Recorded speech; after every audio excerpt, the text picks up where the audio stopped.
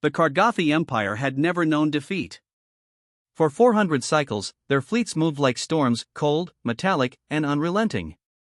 Worlds surrendered before their banners ever appeared in orbit. Resistance was a myth, crushed before it began. Until the day they reached Sol. Captain Arlen Drax of the Imperial flagship Vorthuan watched the blue sphere through his viewport, a small, unremarkable planet suspended in the black. Primitive, he hissed. No orbital defenses detected. They rely on air and stone. The bridge crew, reptilian and efficient, echoed low chuckles. To them, humanity was just another footnote in the ever-expanding catalogue of conquest. The Empire had consumed entire species with far greater power. Earth, to them, was simply next. Yet something about the silence below was wrong. "Commander," Drax said, his crimson eyes narrowing. "Why no transmissions? No distress calls? Even a backwater world screams before it burns." The sensors officer, a younger Kargathi, turned from his station. "We've detected multiple satellites, Captain. Dormant old technology. Possibly abandoned." Drax leaned forward. "Scan deeper. I want power signatures." Moments later, the officer froze. His crest flickered pale. "Sir, I'm detecting energy patterns, but they're faint. Buried." "Buried?" "Yes, beneath the crust. Hundreds, no, thousands of them." Drax frowned. "Weapons?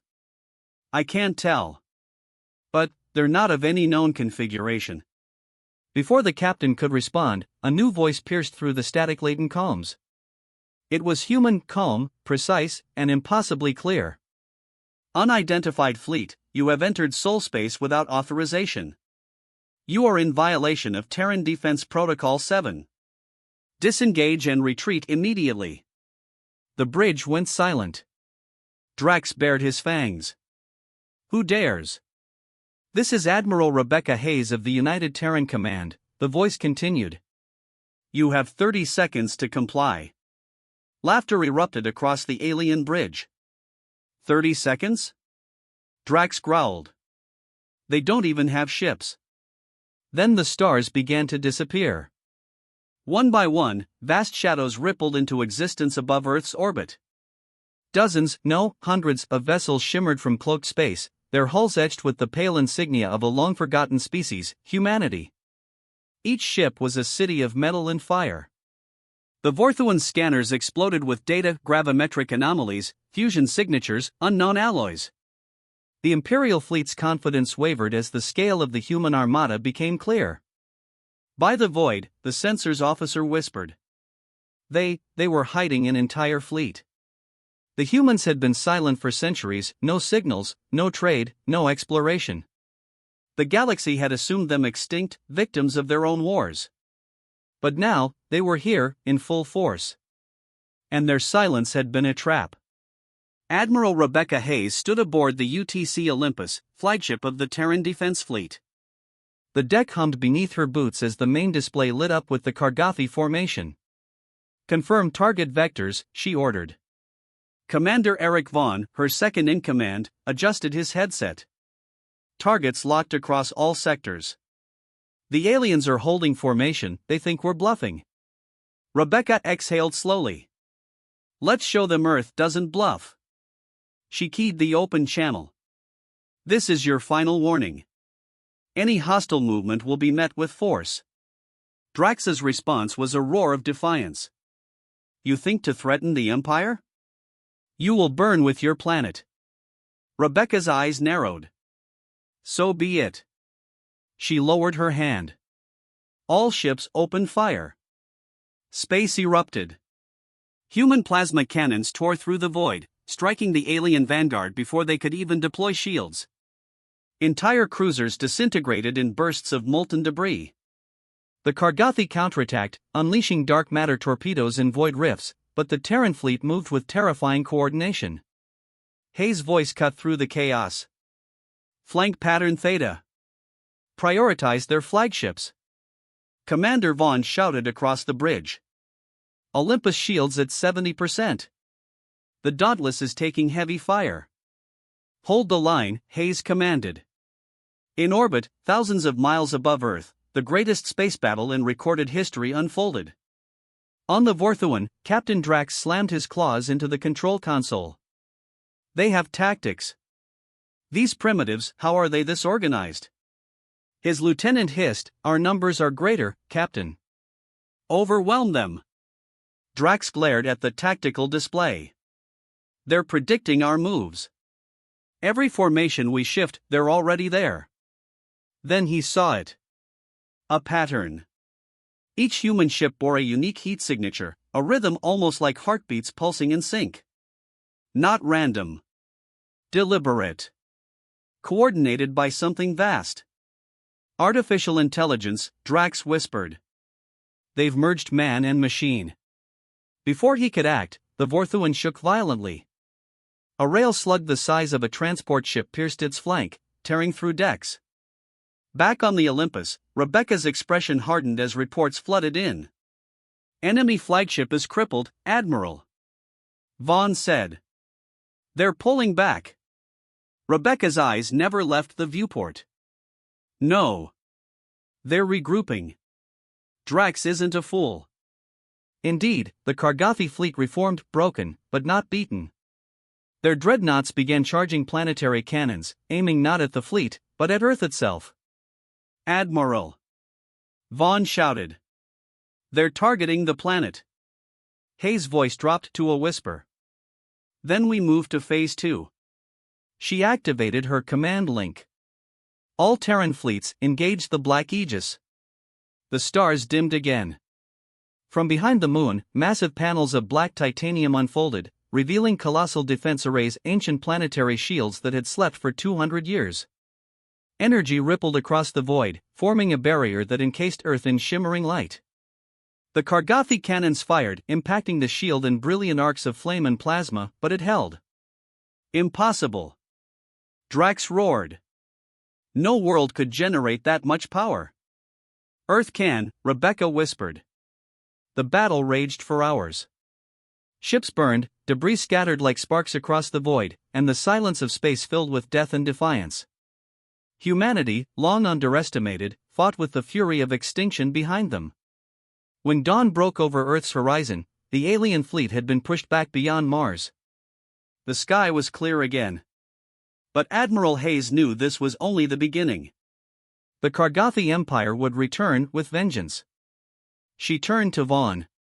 Signal all stations. Begin reconstruction. We'll need every ship ready. He nodded grimly. They'll come back. Rebecca's gaze lifted to the stars. Then we'll be waiting. The wreckage of the Kargathi fleet still drifted across the void, silent tombs glinting in the light of Sol. Earth's orbit had become a graveyard of metal.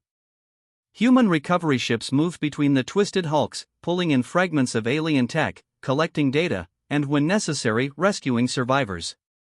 But for Admiral Rebecca Hayes, there was no victory celebration. There was only silence. In the command chamber of the UTC Olympus, she stood before the holomap displaying the battle's aftermath. Half of the Terran fleet bore heavy damage. 2 capital ships were gone, the Dauntless and Horizon, along with nearly 20,000 crew. Commander Eric Vaughn approached quietly, holding a datapad. Admiral, final casualty reports. Rebecca didn't turn. Her reflection in the viewport showed eyes rimmed with exhaustion. Put them with the rest. They deserve more than numbers, Vaughn said softly.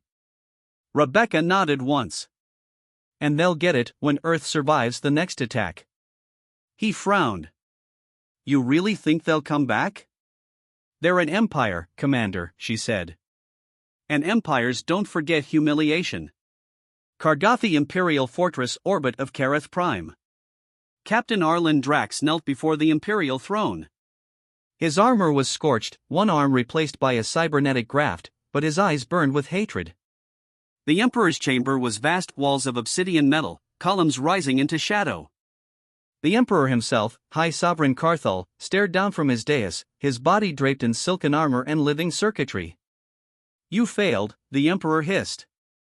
His voice carried like thunder in the vacuum of fear.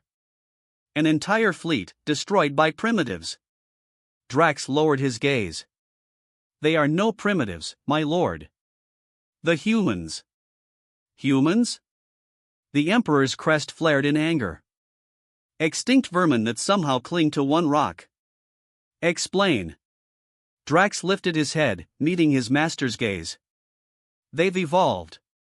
Their ships, cloaked, powerful, guided by a form of machine intelligence. They predicted every move we made. The Emperor rose, the chamber trembling. Then they have stolen what was forbidden. The symbiosis between flesh and machine. Drax swallowed hard. They didn't steal it, my lord. They built it. The Emperor's eyes glowed cold blue. Then they must be unmade. Assemble the warlords.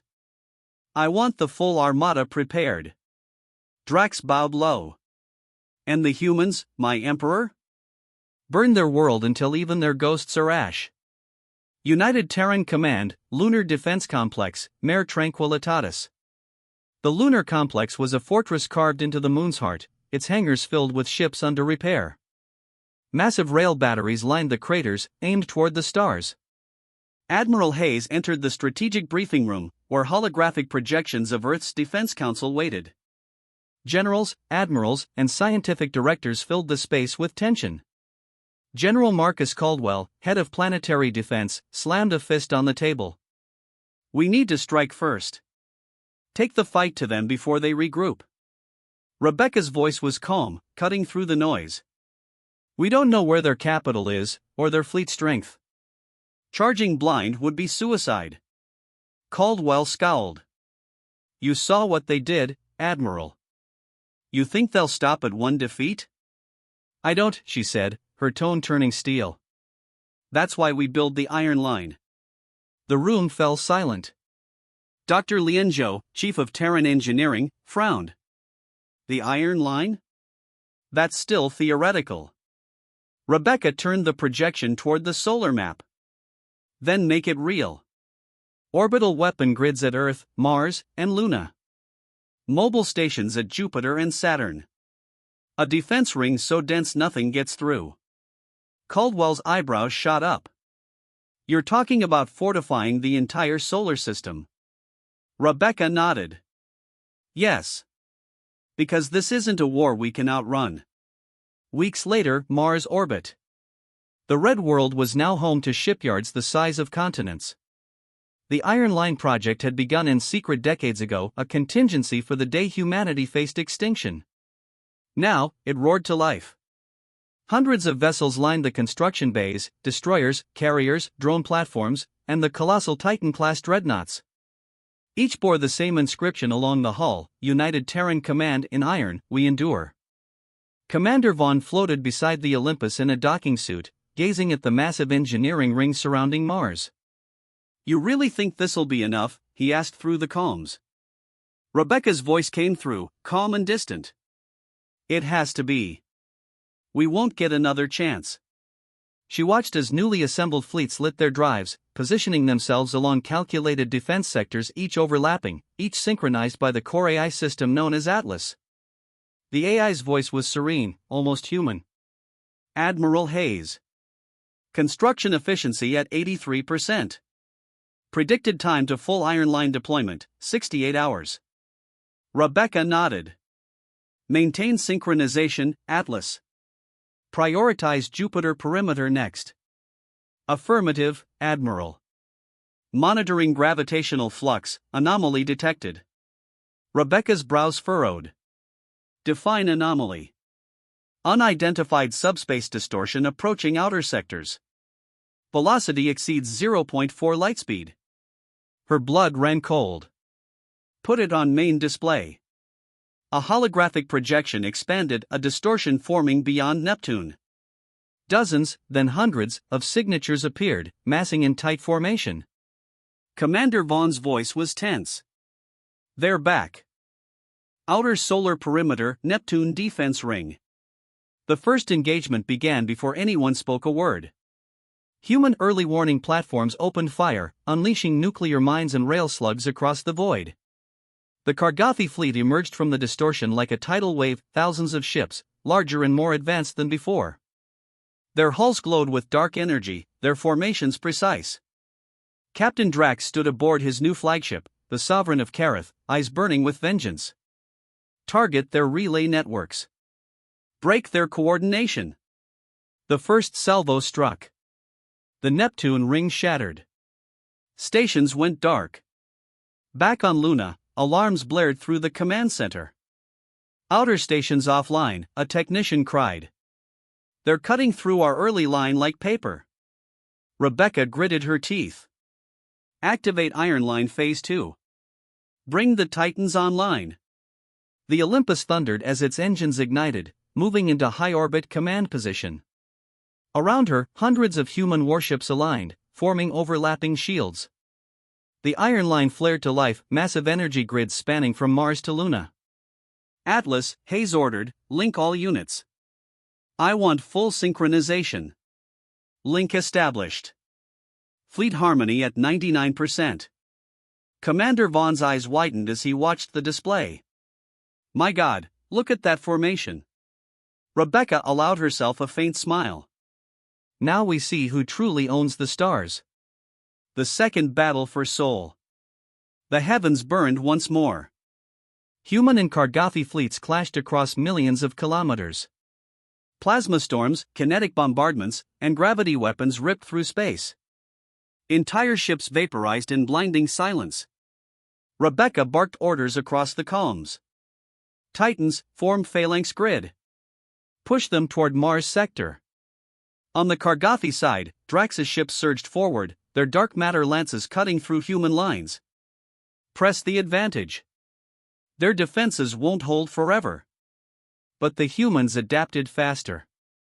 Each destroyed ship transmitted its combat data through Atlas, evolving tactics mid-battle. Within minutes, the human fleet was countering every move. Suddenly, the Olympus shook violently. We've been hit. Vaughn shouted. Decks 4 through 6 breached. Rebecca braced against the console. Seal bulkheads. Return fire. Warning, Atlas announced. Enemy dreadnought detected, the Sovereign of Kareth. Rebecca's jaw tightened. Drax. Through the viewport, she saw it, the alien flagship, massive and menacing, moving directly toward them. Vaughn's eyes widened. He's coming for you, Admiral. Rebecca's tone was ice. Then let's make sure he regrets it. She turned to Atlas. Prepare the Omega Rail.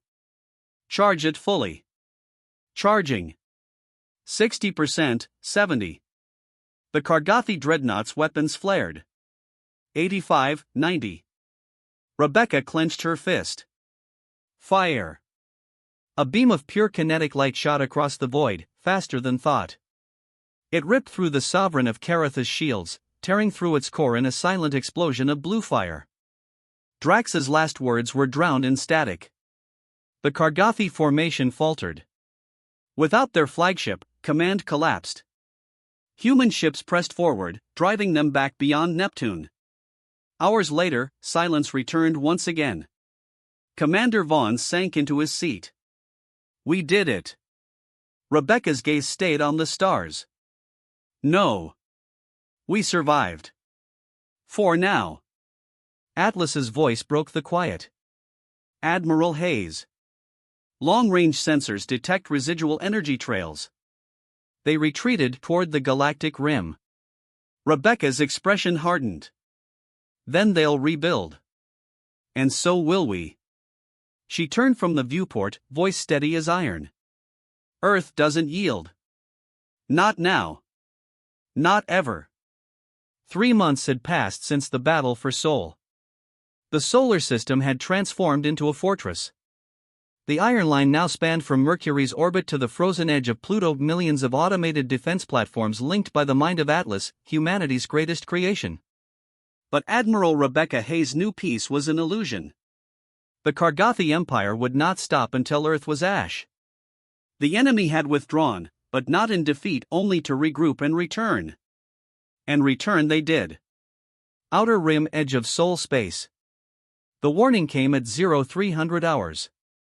Admiral. A young officer shouted from his console aboard the UTC Olympus. Massive gravitational distortion detected beyond Kuiper Belt. It's them, bigger this time. Rebecca rose from her command chair, the calm in her eyes sharper than steel. How many? Reading, over 10,000 warships. Multiple dreadnoughts. Energy signatures off the charts. Commander Eric Vaughn's voice was grim. They brought their entire armada. Rebecca exhaled slowly. Then we meet them with everything we have. She tapped the intercom. This is Admiral Hayes. All fleets, battle stations. Activate Atlas Prime Protocol. Today, we decide who owns the stars. The Kargathy Armada. The void rippled as the enemy arrived, vast black silhouettes eclipsing distant starlight. At the center of the armada loomed the Worldbreaker, the Emperor's own flagship, a vessel the size of a moon, pulsing with dark energy. Inside its throne chamber, Emperor Carthol watched holographic projections of the human defense lines with contempt. These creatures build cages around their world, he sneered. Let us remind them what it means to challenge eternity. He raised his arm. All ships advance. The third battle for Sol. Space ignited. The Iron Line came alive in a symphony of power. Thousands of human ships opened fire in perfect unison. Blue-white plasma, magnetic rail slugs, and particle lances carved through the void. From Mars to Saturn, the battle spanned billions of miles. Entire planets became backdrops for destruction. The Kargathy fired back with weapons that defied comprehension, black singularities that swallowed entire fleets, plasma storms that shredded armor like paper. Rebecca's voice echoed through every Terran ship. Hold the line. We fight for the cradle that made us. We fight for Earth. On board the Olympus, alarms blared. The deck trembled as shockwaves rattled the hull. Multiple impacts, shouted Vaughn. We've lost the Vigilant, the Tarkov, and half the Mars defense grid. Rebecca steadied herself against the railing. Pull everything to inner orbit. Atlas, synchronize fallback positions. Acknowledged, Admiral, the AI's calm voice replied. Probability of sustained defense without counterstrike, 14.2%. Rebecca's jaw tightened. Then we make a counterstrike. A weapon born of